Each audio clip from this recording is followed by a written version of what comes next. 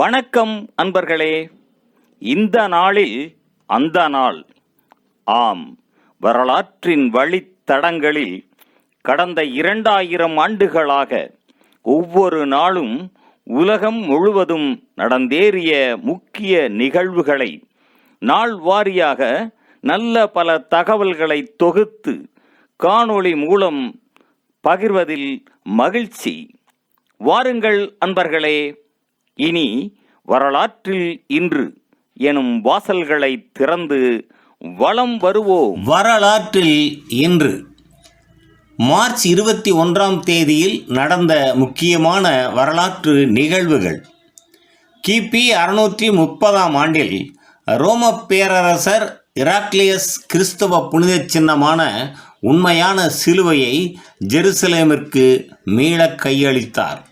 1152ஆம் ஆண்டில் பிரெஞ்சு மன்னர் 7ஆம் லூயி அரசி எலனோர் ஆகியோரின் திருமணம் செல்லாமல் ஆக்கப்பட்டது. 1188ஆம் ஆண்டில் அன்டோக்கு ஜப்பான் பேரரசராக பதவியேற்றார். 1556ஆம் ஆண்டில் கண்டர்பரி பேராயர் தாமஸ் கிரான்மர் ஆக்ஸ்போர்டு நகரில் எரியூட்டி கொல்லப்பட்டார். 1788ஆம் ஆண்டில் அமெரிக்காவில் லூசியானா மாநிலத்தில் நியூ ஆர்லியன்ஸ் நகரில் நிகழ்ந்த பெரும் தீயினால் நகரின் பெரும்பகுதி அழிந்து போனது. 1800ஆம் ஆண்டில் ரோம் நகரில் இடம்பெற்ற கலகங்களை அடுத்து கத்தோலிக்க திருச்சபை தலைவர்கள் நகரை விட்டு விரட்டப்பட்டதை அடுத்து வெனிஸ் நகரில் 7ஆம் பயஸ் திருத்தந்தையாக பதவியேற்றார்.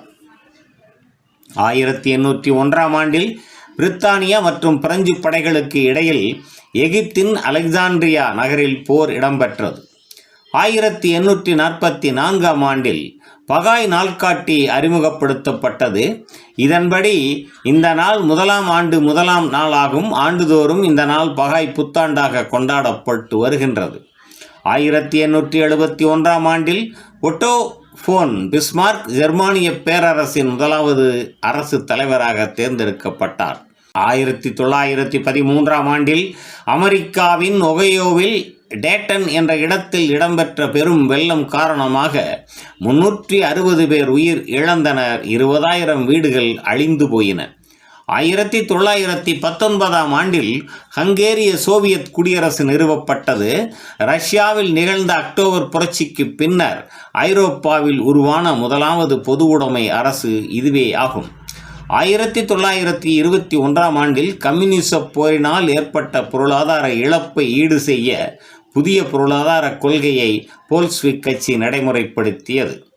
1925ஆம் ஆண்டில் அமெரிக்காவின் டென்னசி மாநிலத்தில் மனித கூர்ப்பு பற்றிய கல்வி தடை செய்யப்பட்டது. 1937ஆம் ஆண்டில் புவர்டோரிக்கோவில் பொன்ஸ் நகரில் அமெரிக்க ஆளுநரின் உத்தரவின் கீழ் காவல்துறையினர் சுட்டதில் 19 பேர் கொல்லப்பட்டனர். 1945ஆம் ஆண்டில் 2ஆம் உலகப் போரில் பிரித்தானிய விமானங்கள் டென்மார்க்கின் கோபானவன் நகரில் பாடசாலை ஒன்றின் மீது குண்டுகளை வீசியதில் 125 பேர் கொல்லப்பட்டனர். 1948ஆம் ஆண்டில் முகமது அலி ஜின்னா உருது மட்டுமே பாகிஸ்தானின் அரசு மொழியாக இருக்கும் என டாக்காவில் அறிவித்தார். 1960ஆம் ஆண்டில் தென்னாப்பிரிக்காவின் இன ஒதுக்கல் கொள்கையில் தென்னாப்பிரிக்காவில் சார்க்வில் என்ற இடத்தில் கருப்பண தென்னாப்பிரிக்க ஆர்ப்பாட்டக்காரரை நோக்கி காவற் படையினர் சுட்டதில் 69 பேர் கொல்லப்பட்டனர். 1965ஆம் ஆண்டில் நாசா ரேஞ்சர் 9 என்ற சந்திரனுக்கான தனது ஆளில்லா விண் உளவியை ஏவியது. 1970ஆம் ஆண்டில் 1வது பூமி நாளுக்கான அழைப்பை சான் பிரான்சிஸ்கோ நகர முதல்வர் ஜோசப் அலியோட்டோ விடுத்தார். 1980ஆம் ஆண்டில் ஆப்கானிஸ்தானில் சோவியத் ஆக்கிரமிப்பை எதிர்த்து மாஸ்கோவில் 1980 ஆண்டிற்கான ஒலிம்பிக் விளையாட்டுக்களை பகிஷ்கரிப்பதாக ஐக்கிய அமெரிக்க அதிபர் ஜிம்மி கார்ட்டர் அறிவித்தார். 1984ஆம் ஆண்டில் மணலாறு பிரதேசத்தை தடை வளையமாக்கி இலங்கை அரசு அங்கு வாழ்ந்து வந்த தமிழர்களை அடித்து விரட்டினர். 1990ஆம் ஆண்டில் 75 ஆண்டு கால தென்னாப்பிரிக்க ஆட்சியில் இருந்து நமீபியா விடுதலை பெற்றது. 1999ஆம் ஆண்டில் பெர்ட்ரான் பிகார்ட், பிரையன் யோன்ஸ் ஆகியோர் வெப்பவாயு கூண்டில் உலகை வலம் வந்து சாதனை படைத்தனர். 2000 ஆண்டில் திருத்தந்தை 2ஆம் அருள் சின்னப்பர் இஸ்ரேலுக்கான தனது முதலாவது இறை பயணத்தை மேற்கொண்டார். 2006ஆம் ஆண்டில் ட்விட்டர் சமூக ஊடகம் உருவாக்கப்பட்டது.